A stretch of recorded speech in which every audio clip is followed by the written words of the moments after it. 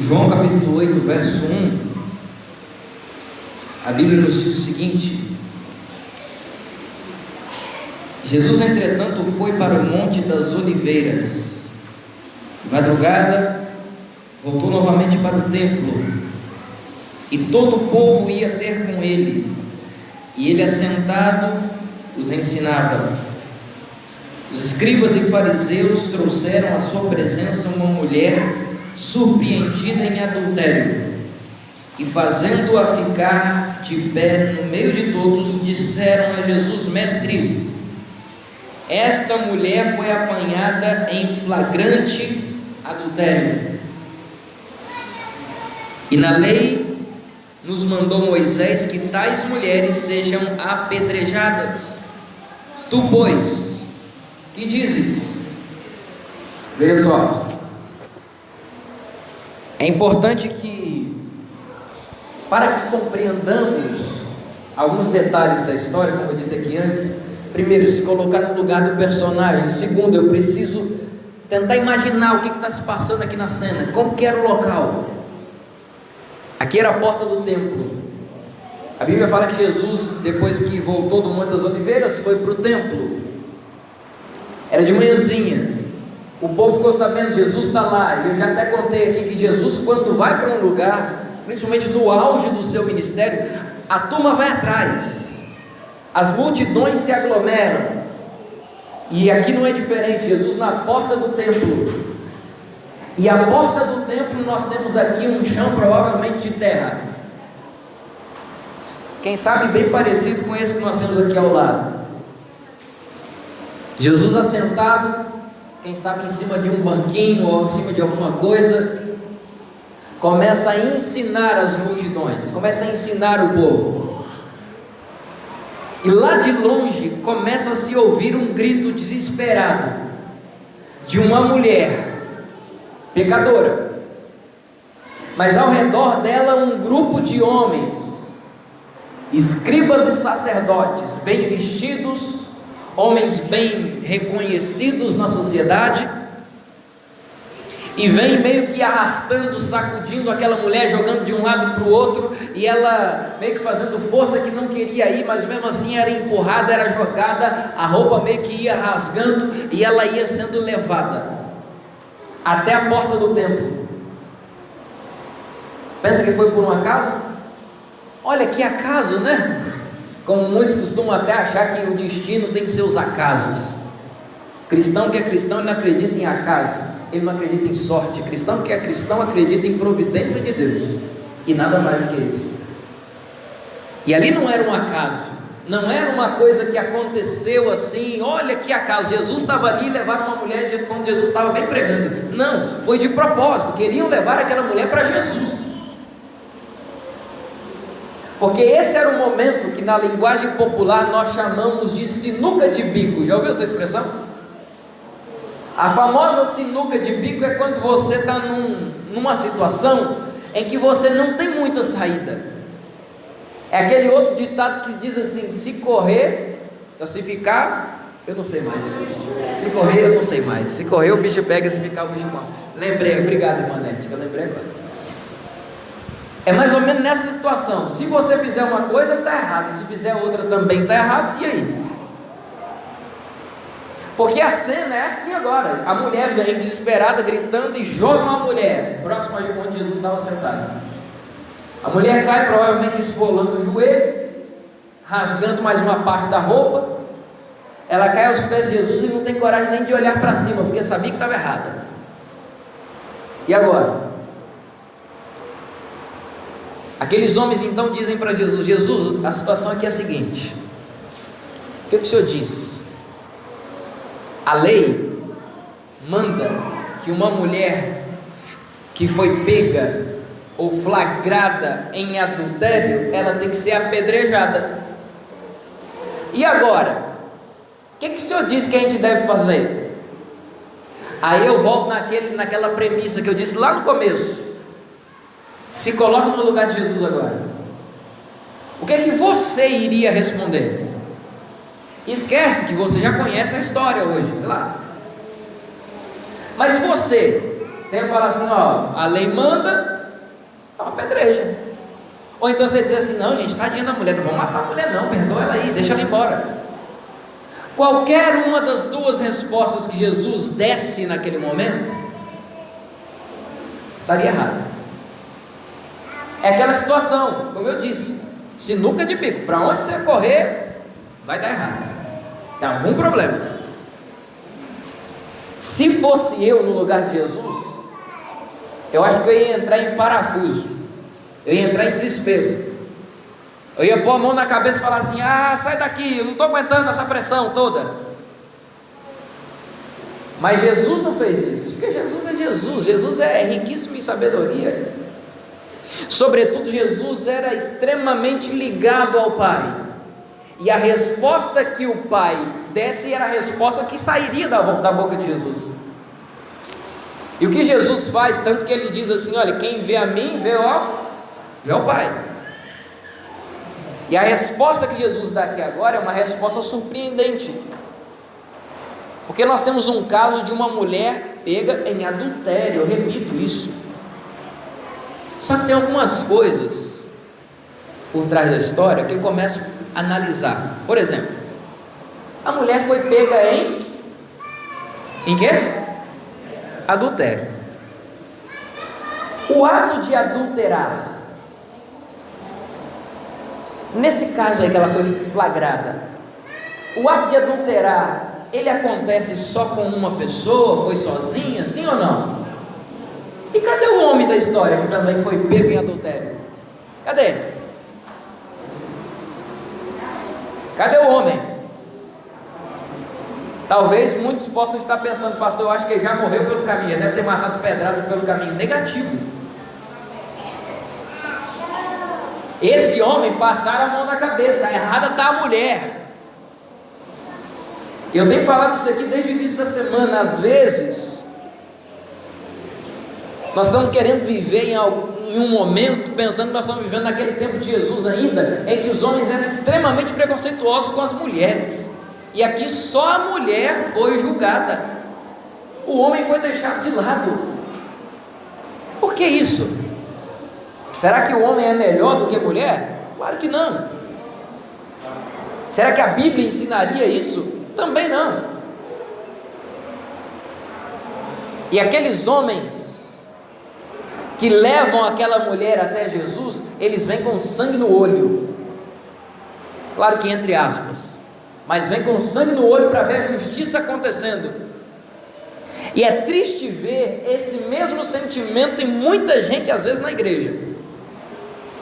Vê um irmão que fez errado, pastor, você não vai fazer nada não, pastor? Tem que disciplinar, pastor. Pastor, isso aí não pode passar assim impune, pastor. Tem que punir o irmão para que ele entenda o tamanho do pecado dele.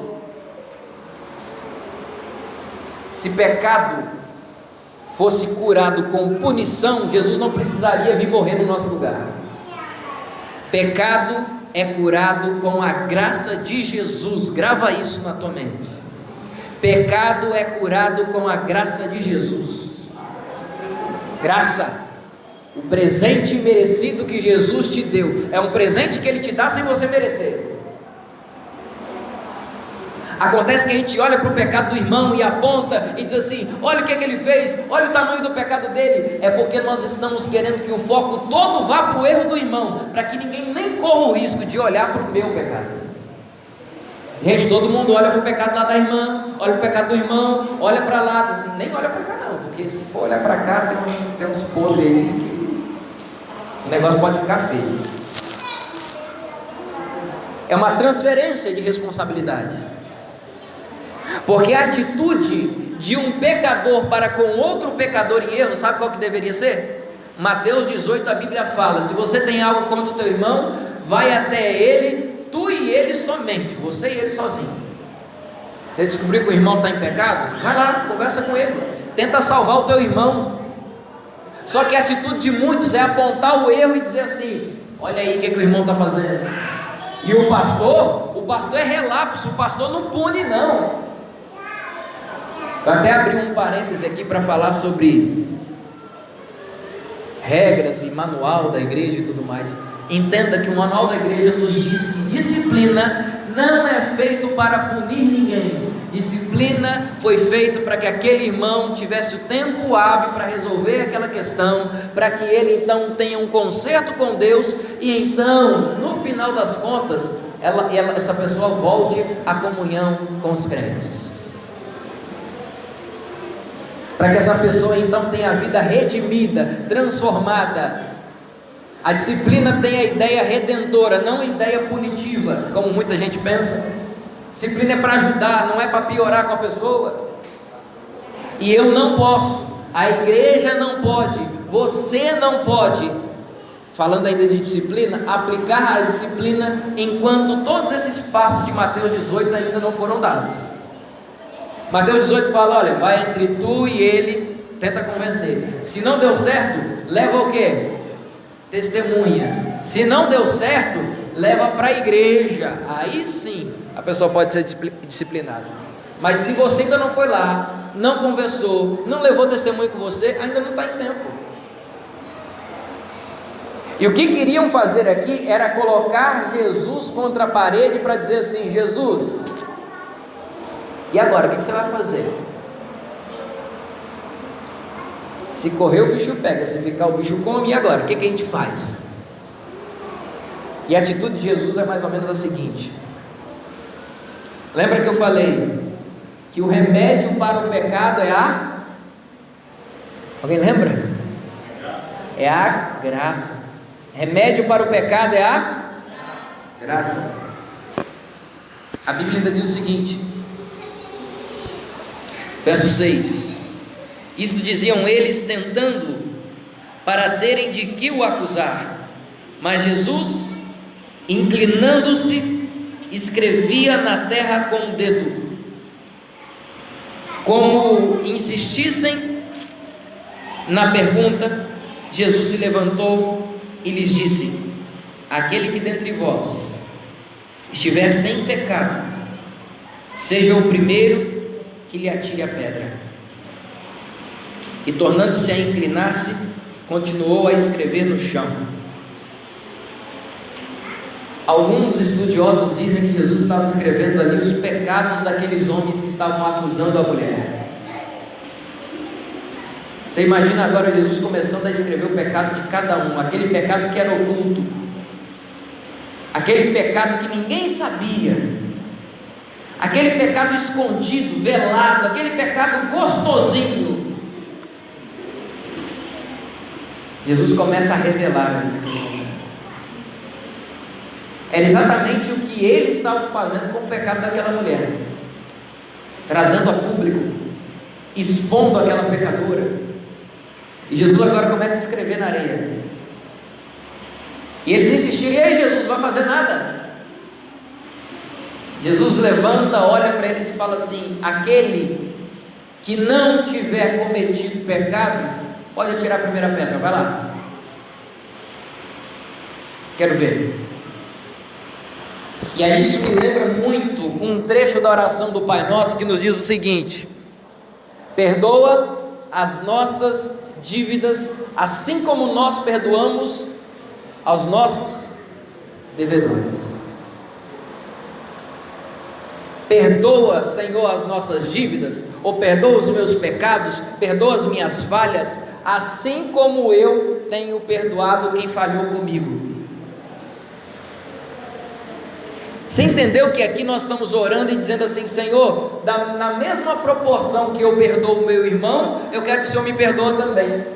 É isso que nós estamos orando na oração do Pai Nosso, e a gente nem percebe, às vezes a gente nem percebe, e está orando isso aí, e no coração, está com o coração magoado contra alguém, contra um familiar, contra um irmão da igreja, o coração está amargurado, carregando ódio. Já dizia uma frase antiga que você alimentar um ódio contra alguém, ou raiva contra alguém, é como se você estivesse tomando um veneno esperando que o outro morresse, sendo que quem está morrendo é quem? Você mesmo. E a oração do Pai Nosso, ela diz isso: olha, Senhor, perdoa do mesmo jeito que eu perdoo. Então, se você perdoa pouco, Deus te perdoa pouco. Se você perdoa muito, Deus te perdoa muito. Se você perdoa completamente, Deus te perdoa completamente. Se você não perdoa nada, Deus não perdoa nada. E aí Jesus olha para eles e fala assim: aquele que não tiver pecado, atira a primeira pedra. Bora lá. Não, pastor, mas o meu pecado nem se compara com esse irmão aí, com essa irmã e tal. Existe diferença de pecado para Deus, sim ou não? Pecadinho e pecadão? Ellen White só fala que tem um tipo de pecado, que é o pecado que originou todos. Esse é perigoso demais, que é o pecado do orgulho, que Lúcifer teve lá no céu. Ele quis ser maior do que Deus, ele se achava demais. Ellen White fala que esse é o pior de todos. Mas fora isso, pecado é pecado.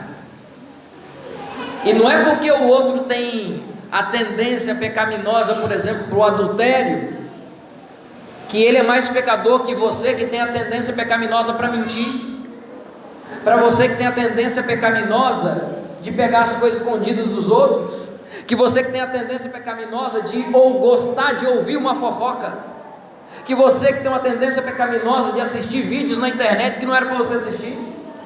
É tudo pecado. E aí Jesus falou: quem não tiver pecado, pode atirar a primeira pedra. Quem foi que teve coragem? Ninguém. Ele voltou e continuou escrevendo ali na areia, na terra, o pecado de cada um. Naquele momento estava se manifestando a graça de Jesus, uma graça que dá o perdão sem a pessoa merecer. Porque cá para nós, o que a lei mandava fazer com aquela mulher? Apedrejar. Ela merecia perdão? Sim ou não? Não, não merecia. Ela cometeu pecado. O salário do pecado é a... Quando você comete pecado, você acha que você merece perdão de Deus? Eu mereço perdão de Deus? Claro que não. Não merecemos. É nessa hora que entra em ação a graça. A graça te dá um perdão que você não merece. A graça te dá um presente da salvação que você não merecia receber. É como se mais ou menos na hora que você comete um pecado e pede perdão para Deus, está com o coração arrependido, vai até Deus e fala: Senhor, me perdoa, estou arrependido. Não é que acontece assim, mas para que você compreenda, eu vou ilustrar. Cometeu um pecado, chegou diante de Deus: Senhor, eu estou arrependido do meu pecado, o Senhor me perdoa. Eu não queria ter feito isso, mas eu fiz, me arrependo, me perdoa. Deus nessa hora, com o papel de juiz, Ele olha para você e fala assim: meu filho, o salário do pecado é a morte. Infelizmente alguém tem que pagar. Aí nessa hora a Bíblia fala que nós temos um advogado lá no céu. Quem é o nosso advogado? Jesus. Aí o nosso advogado entra em ação. O advogado vem para defender a gente. Aí ele diz assim: pai, peraí só um pouquinho, o João Vitor, ele tem que pagar mesmo, o salário do pecado é a morte, ele não merece perdão.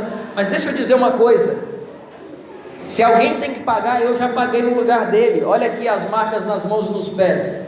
Perdoa ele mais uma vez. Aí Deus olha para você com um sorriso mais animador do mundo, infeliz porque agora você está perdoado, diz assim: meu filho, vai, está perdoado, porque alguém já pagou no seu lugar. Jesus já pagou o preço que você deveria pagar. Sabe qual é o nome disso? Graça. O único remédio para o nosso pecado é a graça.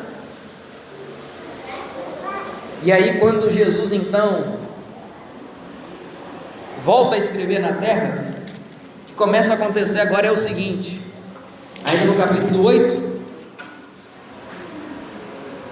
versículo 9, a Bíblia diz assim: mas ouvindo eles esta resposta, e acusados pela própria consciência, foram se retirando um por um, a começar pelos mais velhos, até os últimos, ficando só Jesus e a mulher no meio onde estava. Lembra lá no início, que a gente disse que Jesus estava pregando para uma turma que estava ali. Cadê a turma agora? Foi todo mundo embora. Sabe por quê? Porque essa turma também, quando viu a mulher chegando, pensou: agora Jesus vai mandar apedrejar a mulher. Começaram cada um a pegar sua pedra. Até os que não estavam com esse desejo, todo mundo começou a pegar pedra, pensando: Jesus vai mandar apedrejar. E quando Jesus fala assim: quem não tiver pecado pode atirar a primeira pedra, voltou, se abaixou, continuou escrevendo. A turma começou a ir embora. Os sacerdotes, os escribas, os fariseus e até aqueles que ouviam a Jesus de maneira bem intencionada, começam todos a ir embora. No final a Bíblia fala que só sobrou Jesus e a mulher. Jesus é a pecadora. Eu quero destacar o trecho que diz que os mais velhos começaram a ir embora primeiro. Sabe por que a Bíblia destaca isso? Porque geralmente, quanto mais velho a gente vai ficando, mais uma capa a gente vai vestindo. Uma capa para esconder quem de fato a gente é. Uma capa para esconder os nossos pecados, para esconder os nossos erros, nossas falhas.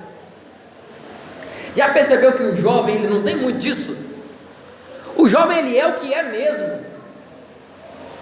E se ele for errado e pecador, todo mundo vai saber. Todo mundo vai ver. Todo mundo vai notar. Jovem é o que é. Vai passando o tempo, a gente vai meio que querendo camuflar, meio que querendo esconder. E às vezes a crítica, na maioria das vezes, a crítica é direcionada dentro da igreja aos jovens. E deixa eu te dizer uma coisa aqui, em nome de Jesus, como seu pastor: o jovem é autêntico. Aprenda a ser autêntico como jovem. O jovem tem força, o jovem tem vigor, o jovem faz muito pela igreja. Para de criticar a juventude. Tira a sua máscara e aprenda a ser autêntico como o jovem é. Se o jovem tiver de te falar uma coisa, ele vai te falar. Se o jovem precisar te chamar a atenção, ele vai te repreender. E eu, como pastor, já fui repreendido por jovens da minha igreja. Pastor, o senhor não devia fazer isso aí não, o senhor está meio errado. E eu olhei e falei assim: rapaz, você não respeita nem o seu pastor? Tentei dar uma carteirada, né? Que a gente chama carteirada. Não respeita nem o seu pastor, mas pastor, pensa bem, o senhor não está errado? Eu tive que abaixar a cabeça e falar: é verdade, estou errado.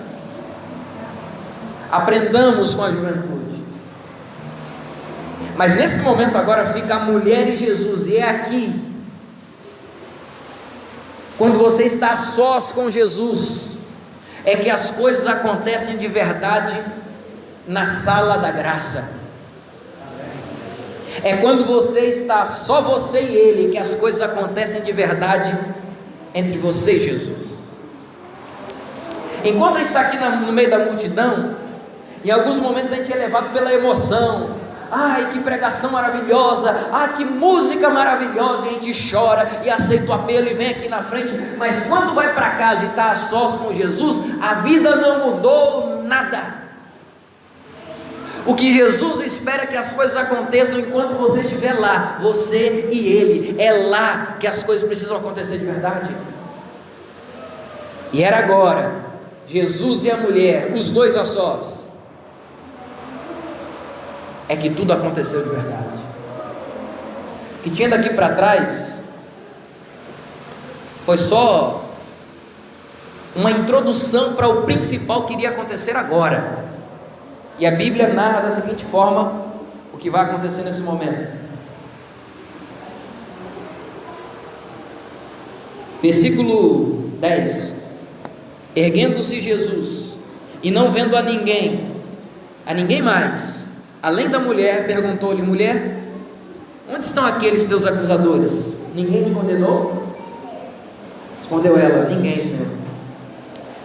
Então lhe disse Jesus: nem eu tampouco te condeno. Vai e não peques mais. Cadê o povo que te condenava, mulher? Foi embora. Eu também não te condeno, minha filha. Vai, não peques mais. Isso é graça. Não permita que ninguém aponte para você e acuse o seu pecado. Isso é obra do inimigo, isso é obra satânica. Não permita que ninguém chegue para você e diga assim: você errou, você fez isso, você fez aquilo. Isso é obra do inimigo, o acusador das almas. Porque a graça de Jesus é suficiente para olhar para você e te dizer assim: meu filho, eu não te condeno, quanto mais eles, vai e não peques mais. Se Jesus, que é o teu Criador, que é o teu Senhor, que é o dono da tua vida, se nem Ele te condena, quem é que vai poder te condenar? E deixa eu te dizer uma coisa: Ele já te perdoou, Ele já te salvou. Sabe aquele pecado que você cometeu antes de ir para a igreja? Está arrependido, né? Ele perdoou. Sabe aquele pecado que você cometeu há uma semana atrás? Só de pensar que você morre de vergonha, está perdoado. Aquele pecado que você carrega na mente tem muito tempo, aquele erro cometido que você nem se perdoa, esquece, Jesus já perdoou. E a Bíblia fala que Jesus não só perdoa, mas joga os nossos pecados na profundeza do mar. E não existe pescador neste universo que consiga tirar o seu pecado de lá. Ninguém é capaz de tirar de lá.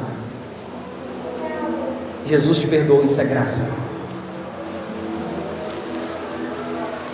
Foi o nosso pecado que feriu Jesus naquela cruz. A culpa da morte de Jesus foi minha. Eu sou o culpado. Fui eu quem o feri. Não foram os soldados. Foi o meu pecado, mas Ele fez aquilo por amor a mim, para pagar o preço no meu lugar. E eu queria convidar você agora a meditar na letra de uma música que eu vou cantar nesse momento, que a música fala exatamente sobre isso. Fui eu que pequei, fui eu que feri Jesus. Queria te convidar a olhar para a cena do Calvário e pensar no tamanho da graça de Jesus. Enquanto estivermos cantando, enquanto eu estiver aqui cantando, e você sentir o desejo no coração de dizer para Jesus que aceita a sua graça, aceita o presente que você não merece, mas que você aceita, se coloque em pé enquanto estiver cantando e deixe Deus tocar você.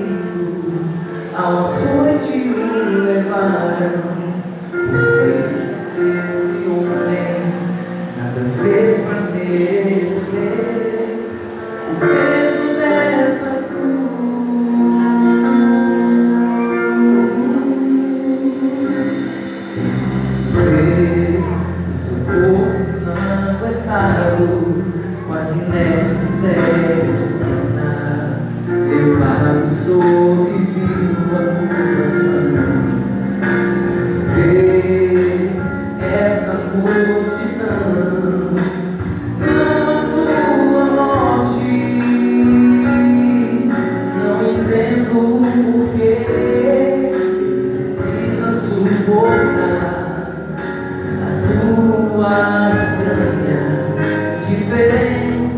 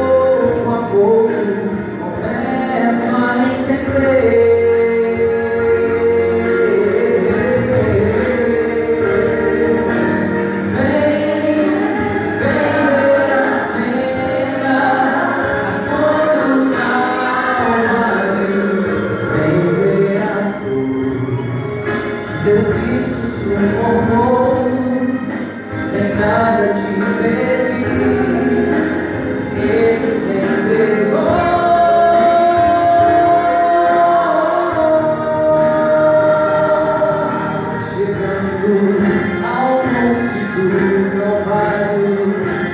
Contemplei a cena, jamais eu irei esquecer.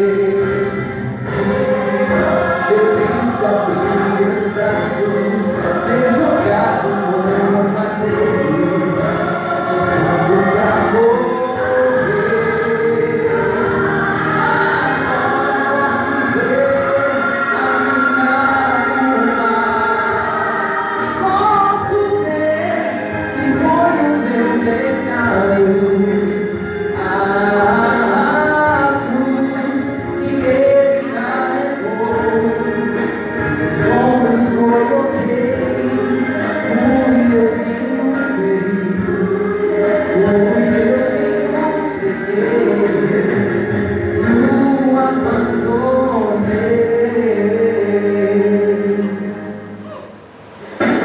Vem ver a cena, a cor do Calvário.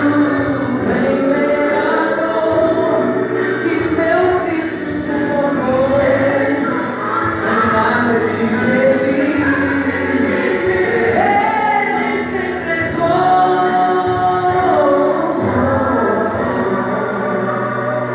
Eu fui do culpado. Querido Deus, a culpa foi toda nossa, é verdade. E nós confessando isso, nós queremos te agradecer pela tua imensa graça. Um presente dado sem que a gente mereça. Obrigado, Pai, porque ao olhar para a cruz, a tua graça fica cada vez mais clara. Eu deveria estar ali, mas o Senhor, em teu imenso amor por mim, preferiu que eu não pagasse o preço, pagando o preço no meu lugar, me dando um perdão que eu nem mereço. Assim como o Senhor perdoou aquela mulher naquele dia e a salvou, salva a nossa vida nessa noite também. Perdoa os nossos pecados e continue oferecendo a sua graça para quem mais for necessário, bom Pai. Porque quanto a nós queremos declarar que aceitamos a tua graça, aceitamos o teu perdão e a tua salvação. Em nome de Jesus oramos. Amém. Que Deus te abençoe. Aguardamos você aqui amanhã para mais uma noite.